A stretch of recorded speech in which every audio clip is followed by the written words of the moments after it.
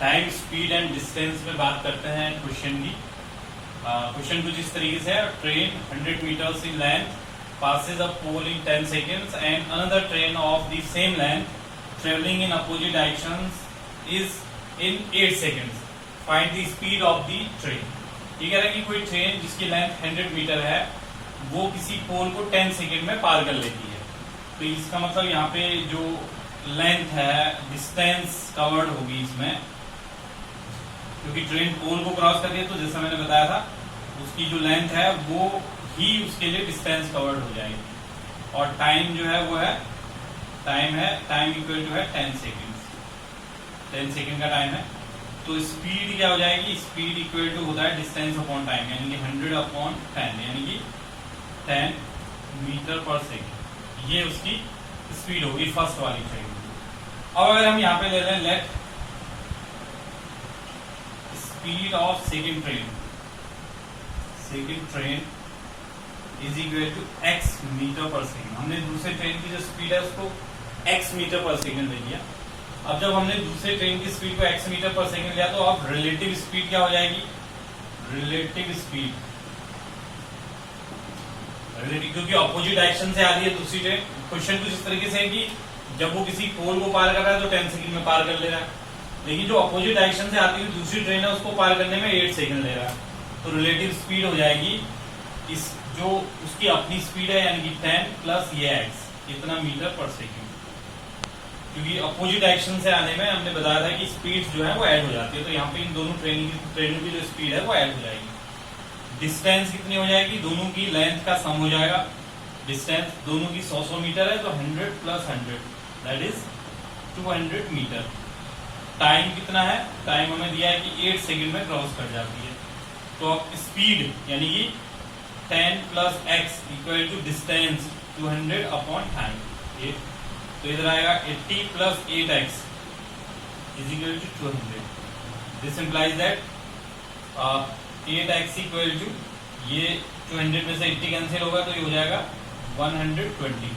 तो this implies that x equal to 8 से इसको डिवाइड करोगे 120 अपॉन 8 दैट इज 15। यानी कि जो स्पीड होगी उसकी जो दूसरे ट्रेन की जो स्पीड होगी जिसको हमने x लिया था that will be 15 metre per second. या अगर इसको किलोमीटर पर आवर में कन्वर्ट करना है तो 15 into 18 upon 5 kilometre per hour, यानी कि 5 3 जा 15, 54 किलोमीटर पर आवर। तो जो दूसरी वाली ट्रेन है उसकी स्पीड आपने निकाली। तो इस क्वेश्चन में हमने क्या करा, इसको थोड़ा समझना होगा आपको। फर्स्ट ऑफ ऑल जो उसने दिया था कि जो ट्रेन है वो एक पोल को 10 सेकेंड में पार करती है और ट्रेन की लेंथ दी थी, उसके हेल्प से हमने पहले उस वाली ट्रेन की स्पीड निकाली जो कि पोल को क्रॉस कर रही है। फिर जो दूसरी ट्रेन है जो अपोजिट डायरेक्शन से ट्रेन आ रही है उसके लिए हमने क्या करा, उस ट्रेन की स्पीड को हमने x मीटर पर सेकेंड ले लिया। फिर अब जब एक ट्रेन इधर से और एक ट्रेन इधर से एक दूसरे को क्रॉस कर रही है तो क्रॉस करने में क्योंकि उनकी स्पीड एक दूसरे को मदद करेगी क्रॉस करने में, तो जो रिलेटिव स्पीड होगी वो दोनों की स्पीड ऐड हो जाएगी। तो यहाँ पे हमने दोनों की स्पीड को ऐड कर लिया, तो वो टोटल स्पीड होगी, रिलेटिव स्पीड होगी उनके क्रॉस करते टाइम। डिस्टेंस की बात करें तो जैसा मैंने बताया था कि जब भी कोई एक ऑब्जेक्ट दूसरे ऑब्जेक्ट को, एक ट्रेन दूसरे ट्रेन को क्रॉस करती है तो जहां से वो क्रॉस करना स्टार्ट करती है वहां से लेके जब वो पूरा क्रॉस हो जाती है तो तब उसको हम कहेंगे कि वो ट्रेन ने दूसरी ट्रेन को क्रॉस कर लिया। तो यानी कि जो डिस्टेंस होगी वो दोनों की लेंथ के सम के इक्वल हो जाएगी। तो फर्स्ट की लेंथ भी 100 मीटर है, सेकंड की लेंथ भी 100 मीटर है, तो टोटल जो लेंथ या डिस्टेंस कवर हो जाएगी वो 100 प्लस 100 200 मीटर हो जाएगी। अब टाइम इसमें दिया हुआ है कि 8 सेकंड में क्रॉस करती है वो दूसरी ट्रेन को, तो टाइम हमारा 8 सेकंड हो गया।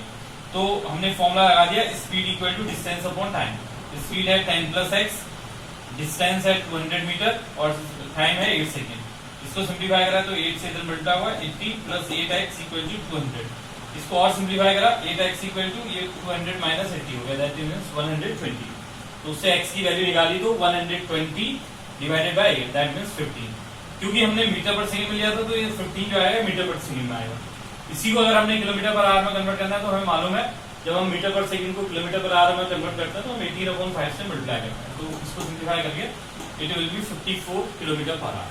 तो 15 मीटर पर सेकंड गए या 54 किलोमीटर पर आवर गए, दोनों सेम।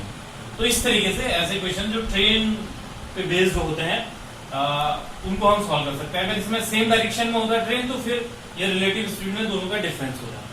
बस इतना डिफरेंस हमें समझना होगा, ये मैं पहले भी आपको बता चुका।